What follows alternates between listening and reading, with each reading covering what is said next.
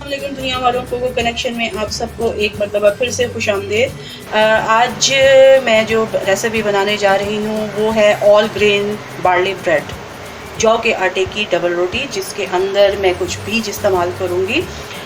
जौ के आटे की जो डबल रोटी बनती है या ब्रेड बनती है उसकी मुख्तलिफ़ तरह की मौजूद हैं। फ़िलहाल जो मैं तरकीब इस्तेमाल कर रही हूँ उसके अंदर जो है हम मैदा और गंदम इस्तेमाल करेंगे, वरना ऐसी भी रेसिपीज़ मौजूद हैं जिसमें सिर्फ़ और सिर्फ जौ का आटा इस्तेमाल किया जाता है। मुझे मौका मिला तो मैं वो रेसिपीज़ भी आपके साथ शेयर करूँगी। फ़िलहाल जो मैं रेसिपी है उसके अंदर जो हमें अज्जा दरकार होंगे उनकी फ़हरिस्त कुछ इस तरीके से होगी। हमें चाहिए होगा 2 कप जौ का आटा, 2 कप चाहिए होगी आटे की या गंदम की भूसी या जिसे चोकर कहते हैं। अगर आपके पास ये मौजूद ना हो तो कोई बात नहीं, आप जो रोटी के लिए आटा इस्तेमाल कर रहे हैं गंदम का या चक्की का आटा, आप 2 कप वो इस्तेमाल कर सकते हैं। इसके अलावा मुझे चाहिए होगा 2 कप मैदा। इसके अलावा 2 चम्मच चाय के चम्मच, 2 टीस्पून नमक, 2 टीस्पून हमें चाहिए होगा खमीर, एक्टिव खमीर।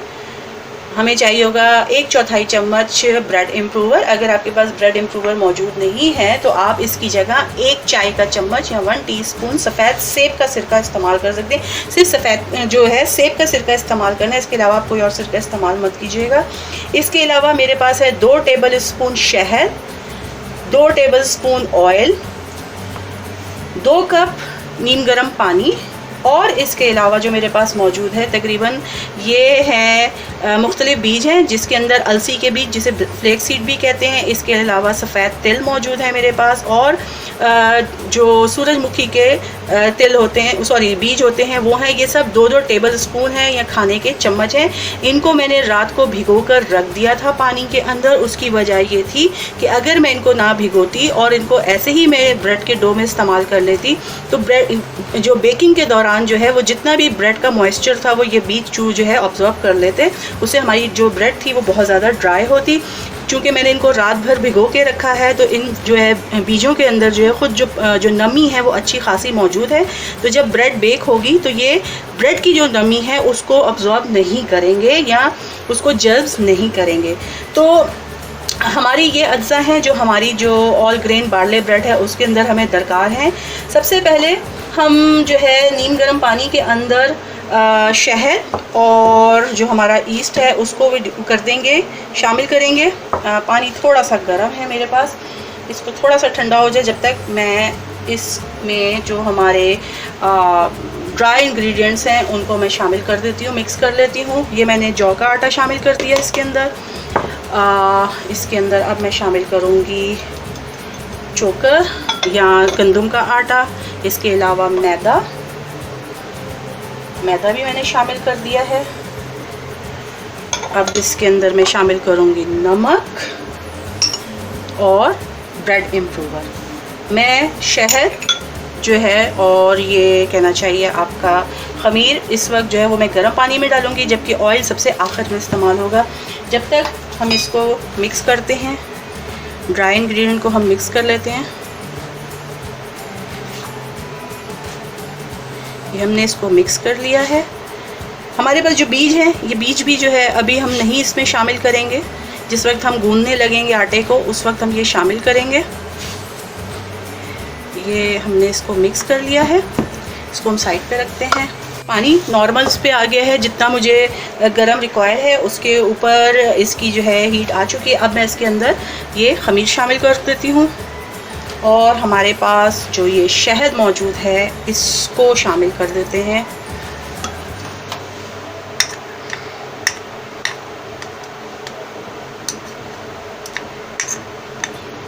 इसको शामिल करने के बाद मैं इसको तकरीबन 5 मिनट के लिए रख दूँगी कि जो हमारे ये खमीर साहब हैं ये एक्टिव हो जाएं। हमारा जो हमने पानी के अंदर खमीर और शहद घोल के रखा था, हमारा जो खमीर है वो एक्टिव हो चुका है। अब मैं इसके अंदर जो हमारे खुश्क अज्जा थे इसके अंदर ये तमाम अज्जा शामिल करके इसको गूंदूँगी। सबसे पहले हम ये करेंगे कि हमने जो आटे का जो बॉल है इसके अंदर हम एक इस तरह से बना लेंगे, गहरा सा गढ़ा सा बना लेंगे। उसके बाद हम इसके अंदर ये हमारा जो खमीर का लिक्विड है हम ये शामिल करेंगे। साथ ही हम जो हमारे बीज थे भीगे हुए हम वो भी शामिल कर देंगे। हमने बीज भी शामिल कर दिए और जो हमारे पास तेल है हम उसे भी शामिल कर देंगे। ये तेल भी शामिल हो गए। मैं थोड़ा सा पहले इसको स्पैचुला से मिक्स करूँगी और बाद में इसको मैं गूंदूँगी। आटा सॉफ्ट और स्मूथ होना चाहिए, हमवार और नरम। ये आटे को हमने गूंदना है। अब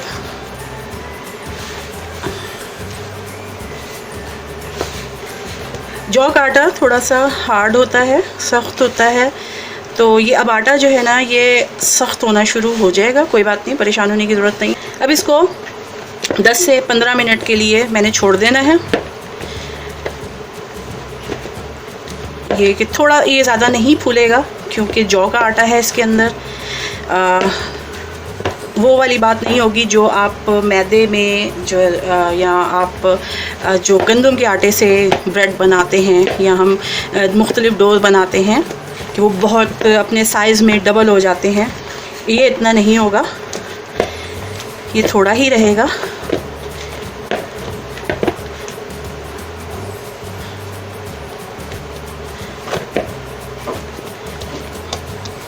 ये हमारा आटा तैयार हो चुका है। अब इसको मैं तकरीबन 10 से 15 मिनट के लिए छोड़ रही हूँ और इस दौरान जो है मैं अवन को प्रीहीट करूँगी फुल फ्लेम के ऊपर कि तकरीबन इस दौरान जो है 10 से 15 मिनट के दौरान वो उस टेम्परेचर पे आ जाए जितना मुझे रिक्वायर है। और इसको मैं रख रही हूँ। इस दौरान में एक ब्रेक लेते हैं। इस ब्रेक के में जो है आप कोको कनेक्शन के चैनल को सब्सक्राइब कीजिए और बेल आइकन को क्लिक कीजिए ताकि जो भी नई रेसिपी अपडेट हो उसका नोटिफिकेशन आपको मिल जाए। तो लेते हैं एक छोटा सा ब्रेक। आटा जो हमने रखा था 10-15 मिनट के बाद ये देखें हल्का सा राइज़ हुआ है, ज़्यादा राइज़ नहीं हुआ है। इसको जो है हमने कोई शेप नहीं देनी, बस इसी तरीके से आप थोड़ा सा राउंड कर लें। आपने इसको पेड़ा सा बनाना है। और मेरे पास ये पैन है, इसको मैंने ग्रीस किया हुआ है, इसमें मैं ये रख देती हूँ और हल्का सा हम कट दे देते हैं। और इसको हमने ऊपर से थोड़ा सा ऑयल करना है। अवन रिक्वायर्ड टेम्परेचर पे आ चुका है। अवन रिक्वायर्ड टेम्परेचर पे आ चुका है। अब मैं इसको तकरीबन 90 मिनट के लिए यानी कि 1.5 घंटे के लिए अवन में रख दूँगी। ये उसमें जो है बेक होगी। जब तक ये बेक होती है मैं इसको बेक करने के लिए रखती हूँ और ये बेक होती है फिर मैं आपको दिखाती हूँ कि बेक होने के बाद इसकी शक्ल कैसे निकलेगी। हमारी ब्रेड तैयार हो चुकी है। ये इसकी फ़ाइनल शेप है। अभी जब तक ये मुकम्मल तौर पे ठंडी नहीं हो जाती है इसको मैं कट नहीं करूँगी। आप ये ब्रेड बनाइएगा। जो डाइट कॉन्शियस लोग हैं उनके लिए ये बेहतरीन ब्रेड है। बनाएं और फिर कमेंट सेक्शन में ज़रूर मेंशन कीजिएगा कि आपको मेरी रेसिपी कैसी लगी। जब तक कोई नई रेसिपी लेकर आऊँ मुझे इजाज़त दीजिए। अब जाने से पहले मैं रिक्वेस्ट करूँगी कि कोको कनेक्शन के चैनल को सब्सक्राइब कीजिए और बेल आइकन को क्लिक कीजिए। अपना बहुत सारा ख्याल रखिएगा। आज आप सब जानते हैं, जाने से पहले एक छोटी सी बात करूँगी कि इस वक्त पूरी दुनिया जो है वो कोरोना वायरस की ज़द में है। ये एक वबा है जो पूरी दुनिया में है। इसका इलाज जो है अभी तक तो फ़िलहाल काम कर रही हैं दुनिया इसके ऊपर, लेकिन एहतियात लाजमी है। आप ख़ुद भी एहतियात कीजिए, अपने घर वालों के को भी एहतियात कहिए। एहतियात लाजमी है। क्या कहते हैं, दुआ कीजिए अल्लाह ताला से कि अल्लाह ताला हम सबको अपने हिफ्ज़-ओ-मान में रखे, इस वबा से दुनिया को निजात दिलाए। और फिर से अपना ख्याल रखिएगा। टिल देन अल्लाह हाफिज़।